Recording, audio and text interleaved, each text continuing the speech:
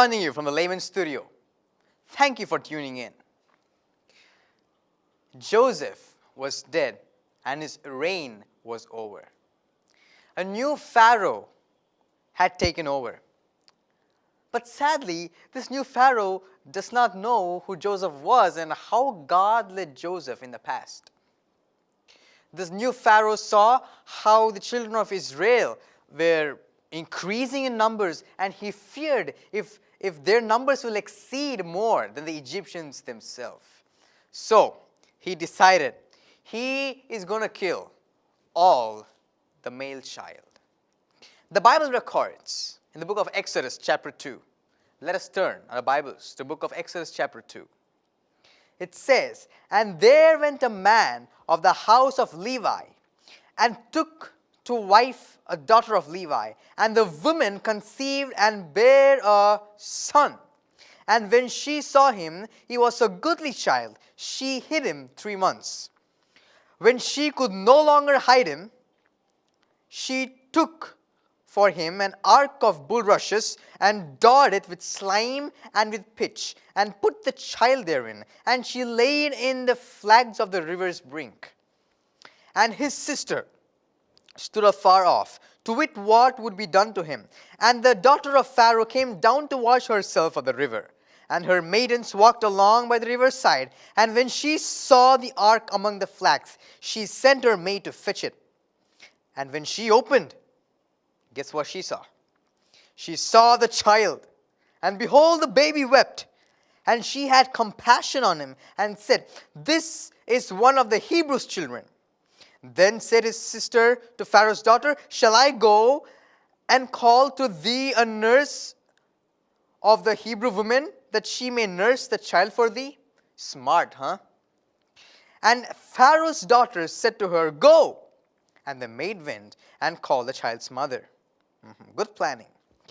Verse 9, And Pharaoh's daughter said unto her, "Take this child away and nurse it for me, and I will give thee thy wages." And the woman took the child and nursed it. Guess who that is? Guess who the baby was? Yes, it's Moses. It was baby Moses. Hebrews chapter 11 and verse 23 neatly puts it like this. "By faith, Moses, when he was born, was hid 3 months of his parents, because they saw he was a proper child. And they were not afraid of the king's command." Jochebed and her husband were not afraid of the king's command. Do you know what we need in this generation? We need parents who won't be afraid of evil forces, who won't be afraid of dark forces, who won't be afraid of the kingdom of Satan, but who will take a bold stand to train a child in the way he or she must go. Ellen White writes, "She faithfully improved her opportunity to educate her child to God. She felt confident that he had been preserved for some great work, and she knew that he must soon be given up to his royal mother, to be surrounded by the influences that would tend to lead him away from God." Friends, I'm talking to parents especially. Do we have influences around young people like me, where their minds will be diverted away from God? Of course, yes. There are so many distractions for young people in this day and age. The 21st century has its own luxury, but has its own attractions too, which can lead a person from God to worldly things.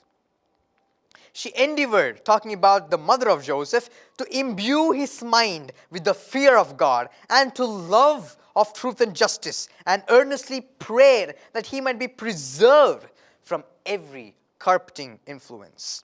She showed him folly and sin of idolatry, and early taught him bow down and pray to the living God, who alone could hear him and help him in every emergency.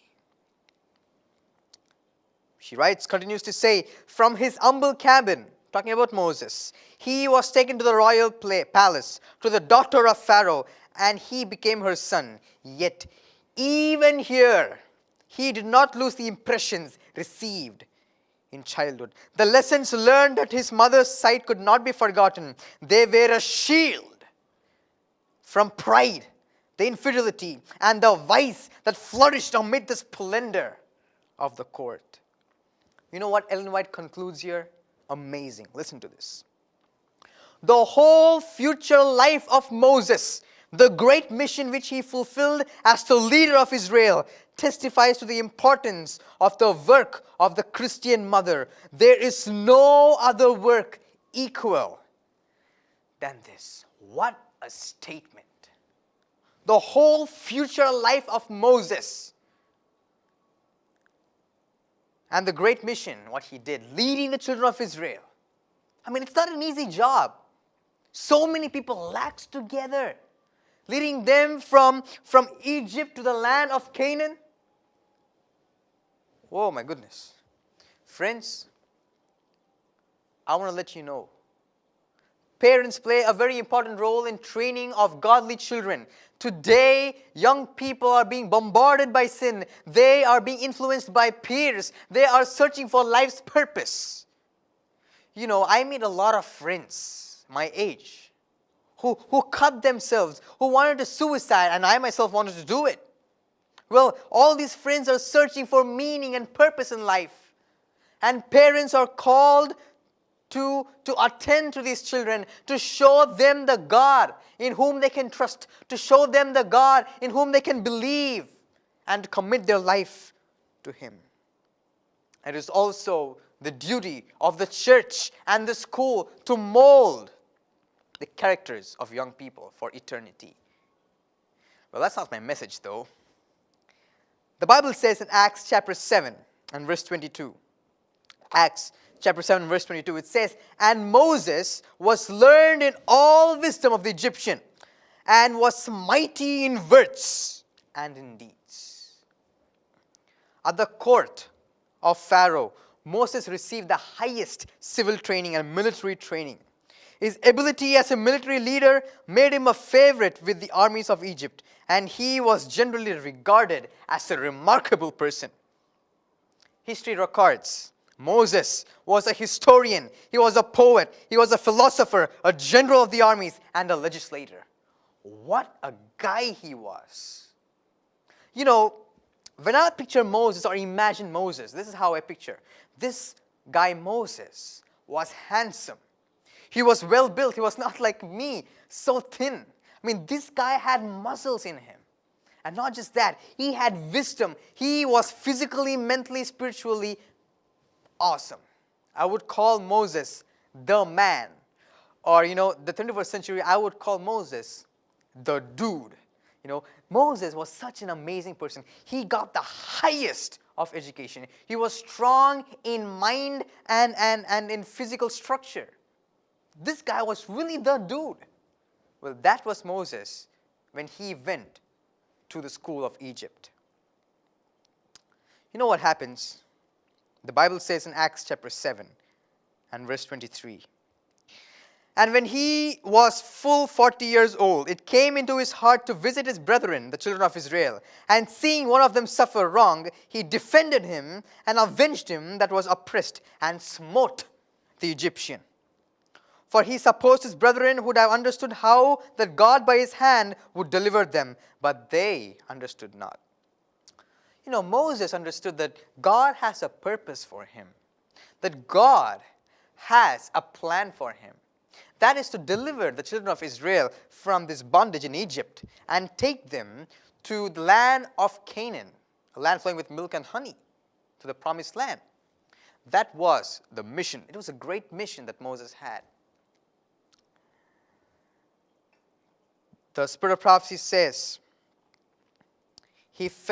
Moses felt that he was fully prepared for the work for delivering Israel from bondage. But God judged otherwise. His providence appointed Moses 40 years of training in the wilderness as a keeper of sheep. You know what, friends? Moses thought, with this military training, with his degrees that he had, with all the strength that he had, with all the power that he had, he could deliver the children of Israel. But Moses, ladies and gentlemen, had to go to the wilderness. He goes through the wilderness. Too many of us, in planning for a brilliant future, I'm talking to young people here especially. Ellen White writes, too many, in planning for a brilliant future, make an utter failure. Let God plan for you. As a little child, trust to the guidance of Him who will keep the feet of His saints. Friends, Moses thought he could do it. Moses thought he has the power to do it. How is our life with us? Do we think we can lead our life on our own? Friends, Moses got the training in the wilderness. It says in Exodus chapter 3, verses 9 to 11, and now therefore, behold, the cry of the children of Israel is come unto me, and I have also seen the oppression wherewith the Egyptians oppressed them. Come now therefore, and I will send thee unto Pharaoh, that thou mayest bring forth my people, the children of Israel, out of Egypt. It's funny. Look what Moses says. I can imagine God chuckling when Moses tells this. He says, and Moses said unto God, who am I, that I should go unto Pharaoh, and that I should bring forth the children of Israel out of Egypt? Who am I? Friends, do you see the difference in the life of Moses? First, he thought he could do it. 40 years of wilderness. Now he's telling God, I cannot do it. Many times we go through wilderness in our life. We go through a lot of pain in our life. We go through suffering. Moses was living in the lap of luxury. He had his orange juice there. He had everything. Tropicana, it is there. He had the Mercedes Benz. If he was in this day and age, I would say. He had all the luxury, but now Moses is going to the wilderness. There is no one to respect him. He is a stranger there in the wilderness. That is when Moses learned to trust in God and not to trust in his own strength. That is where Moses learned to forget self and to trust in God. Ellen White says, many are unable to make definite plans for the future. Their life is unsettled. They cannot discern the outcome of affairs, and this often fills them with anxiety and unrest. Are you going through anxiety and unrest? Is your life so uncertain? Is your life directionless? Are you going through wilderness? Are you thirsting in the wilderness? Let us remember that the life of God's children in this world is a pilgrim life. We have not wisdom to plan our lives. It is not for us to shape our future. Friends, it was when Moses gave his entire life to God. That is when God told Moses, now go, deliver them. Go, deliver them. It says, in the darkest days, when appearances seem most forbidding, have faith in God. He is working out His will, doing all things well in behalf of His people. The strength of those who love Him and serve Him will be renewed day by day. Moses was in the wilderness. He went through the training necessary. Are you going through pain in life? Are you going through suffering in life? God is doing that. Allowing that rather. Not doing that. Allowing it rather. To let you know that we have to distrust our life in our own hands and give it to God. You know why? After the wilderness that Moses went through, there was a Canaan ahead. Friends, are you going through wilderness? Guess what? There is Canaan ahead. God bless you.